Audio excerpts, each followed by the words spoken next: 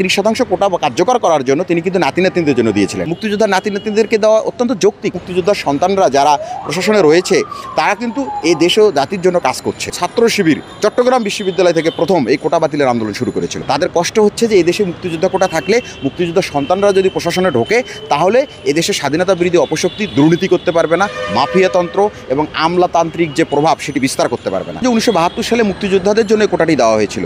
1972 থেকে 75 সাল পর্যন্ত এই কোটাটি কার্যকর ছিল। 75 বঙ্গবন্ধুকে হত্যার পর 1975 থেকে 96 পর্যন্ত দীর্ঘ 21 বছর এই দেশের স্বাধীনতা বিরোধী অপশক্তি ক্ষমতায় থাকার কারণে কিন্তু এটি মুক্তিযোদ্ধারা কিন্তু এই কোটা সুবিধা পাননি। তাদেরকে পুরোপুরি বঞ্চিত করে রাখা হয়েছে। এমনকি পরিচয় দেওয়ার কারণে তাদেরকে লাঞ্ছিত হতে হয়েছে, হত্যার শিকার হতে হয়েছে, নির্যাতনের শিকার হয়েছে।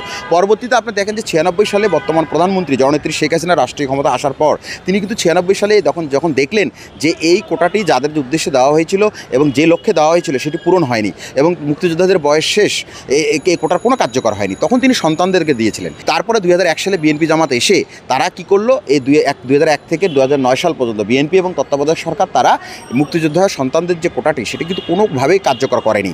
যে কারণেই মুক্তিযোদ্ধার সন্তানরা কিন্তু এই কোটা সুবিধা থেকে বঞ্চিত হয়েছে। 2009 সালে বর্তমান প্রধানমন্ত্রী জননেত্রী শেখ হাসিনা আবার রাষ্ট্রীয় ক্ষমতা আসার পর যখন তিনি দেখলেন যে মুক্তিযোদ্ধাদের জন্য এই কোটা দেওয়া হয়েছিল তারাও এই সুবিধা পাননি, মুক্তিযোদ্ধার সন্তানদের জন্য দেওয়া হলো তাদেরকেও এই সুবিধাটি দেওয়া হয়নি, তাদেরকেও 9 বছর বঞ্চিত করে তাদেরকে এতদিনে তাদের বয়স শেষ হয়ে গেছে এবং এই কোটা সুবিধা মুক্তিযোদ্ধার সন্তানদেরকে সঠিকভাবে পূর্ণাঙ্গ বাস্তবায়ন না করার কারণে তাদের বয়স শেষ। তখন তিনি এই কোটা 30% কোটা কার্যকর করার জন্য তিনি কিন্তু নাতি নাতনিদের জন্য দিয়েছিলেন। সুতরাং নাতি নাতনিদেরকে দেওয়া একটি অত্যন্ত যৌক্তিক সিদ্ধান্ত, কারণ আপনি জানেন বিশ্বের অনেক রাষ্ট্রে প্রজন্ম থেকে প্রজন্ম কিন্তু এই কোটা সুবিধা দেওয়া হয়ে থাকে। সুতরাং আপনি এই কোটা মুক্তিযোদ্ধার নাতি নাতনিদেরকে দেওয়া অত্যন্ত যৌক্তিক, কারণ এই মুক্তিযোদ্ধার সন্তানদের বয়স শেষ হয়ে যাওয়ার কারণটা কি? কারণ হচ্ছে আপনি তাদেরকে এই কোটা সুবিধা থেকে বঞ্চিত করেছেন। যদি মুক্তিযোদ্ধার সন্তানদেরকে কোটা সুবিধা থেকে আপনি বঞ্চিত না করতেন তাহলে নাতি নাতনিদেরকে দেওয়ার প্রয়োজনীয়তা থাকতো না। আমি মনে করি যে নাতি নাতনিদেরকে কোটা সুবিধা যে দেওয়া হচ্ছে এটি চালু রাখতে হবে এবং আমি মনে করি যে কোটার পূর্ণাঙ্গ বাস্তবায়ন দরকার। মুক্তিযোদ্ধার সন্তান নাতি নাতনি যদি না পাওয়া যায় তাহলে কিন্তু সাধারণ প্রার্থীদেরকে দ্বারা পূরণের কথা বলা হয়েছে, তাহলে তো এখানে আমাদেরকে পুরো কোটা দেওয়া হয়নি। এটি অনেকেরই ভুল ধারণা। সবাই বলে যে 30% আমাদেরকে দেওয়া হয়েছে। না, এখানে তো একটি সুযোগ রাখা হয়েছে যে যদি মুক্তিযোদ্ধা কোটায় প্রার্থী পাওয়া না যায় তখন সেটি সাধারণ প্রার্থীদের দ্বারা পূরণ করা হবে। স্বাধীনতার পর থেকে আপনি এখন পর্যন্ত যতগুলো বিসিএস হয়েছে আপনি খোঁজ নিয়ে দেখেন যে এখানে কিন্তু 30% কোটা কিন্তু কার্যকর করা হয়নি।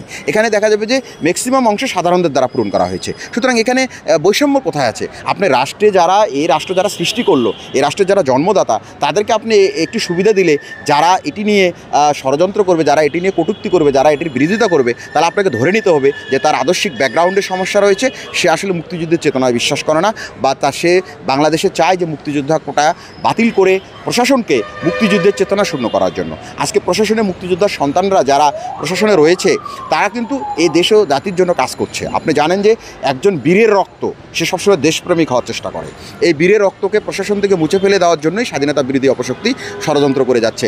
এই কোটা আন্দোলনটি কিন্তু 1996 সালে যখন মুক্তিযোদ্ধার সন্তানদের জন্য দেওয়া হয়েছিল তখন ছাত্র শিবির চট্টগ্রাম বিশ্ববিদ্যালয় থেকে প্রথম এই কোটা বাতিলের আন্দোলন শুরু করেছিল, যেটি 2018 সালে এসে তারা সফল হয়।